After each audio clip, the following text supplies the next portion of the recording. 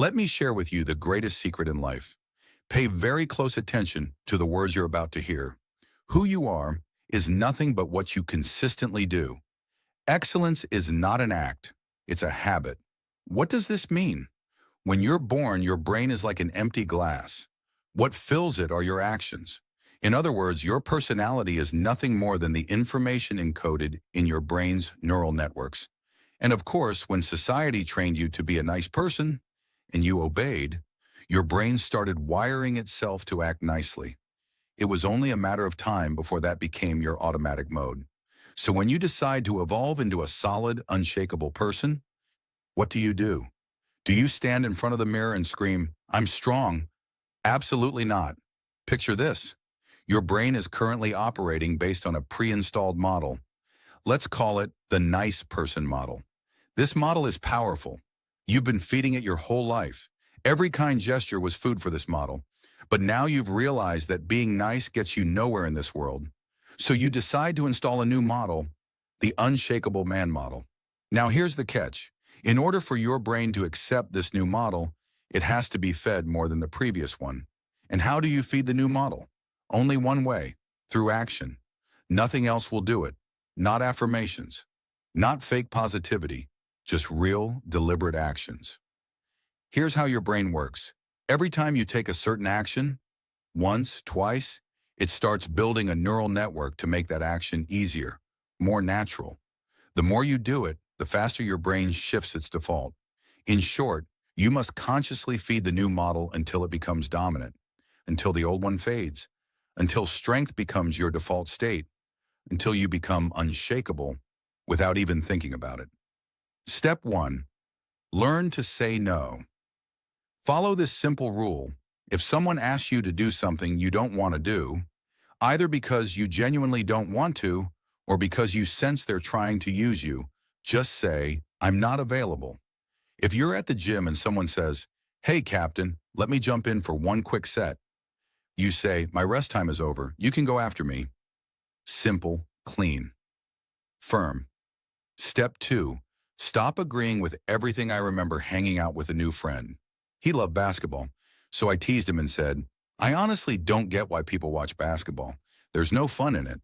And to my surprise, he replied, "Yeah, honestly, it hasn't been that exciting lately." He agreed with me even though I knew he didn't believe it, just to avoid conflict. Understand this. Your opinions, your views, your beliefs, they're a huge part of your identity. You must honor them. Express your opinion clearly. If someone says, "That player sucks," and you think otherwise, say so. Speak up. Don't agree with things you don't actually believe. You'll be surprised how much people respect someone with a strong spine. Step 3. Set boundaries and enforce them. You need to draw a line between you and everyone else. Maybe you don't want anyone smoking in your car. But when your friend lights one up, you say to yourself, "It's not a big deal." Wrong. Your boundaries are sacred, and you need to confront violations from the first time because it's way harder to fix things later. If someone smokes in your car, tell them, "No smoking in my car. Don't do it again," or you throw it out the window. If someone jokes about your family, say, "My family's off limits." If you want to joke, joke about me, but never mention them again. Got it? Here's the real psychological truth behind being nice. Nice people are nice because they want to be liked. They're chasing affection and approval. But here's the brutal truth. Nice people are never a priority in anyone's life. They focus on others more than themselves. They waste their time trying to help people, thinking that'll make them important. But they forget the most important thing.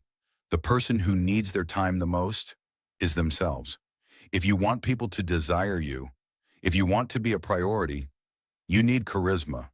And charisma doesn't come from niceness. It comes from being deeply invested in yourself. Don't believe me? Think of the nicest guy you know. Chances are he lives a routine life, spends most of his time at home, and barely has social energy. Now think of someone deeply immersed in his own life. He's got friends, attention, maybe even women orbiting him. He's magnetic. Why? Because he's centered on himself. Call it selfishness. I don't care. Because here's the truth. You are the most important person in your life. Why? Because this is your life, not anyone else's. Start applying this today. Yes, you'll fail at first. You'll feel awkward. That's normal. But once you begin, it gets easier. Then one day your brain adopts the new model, and that's when everything changes.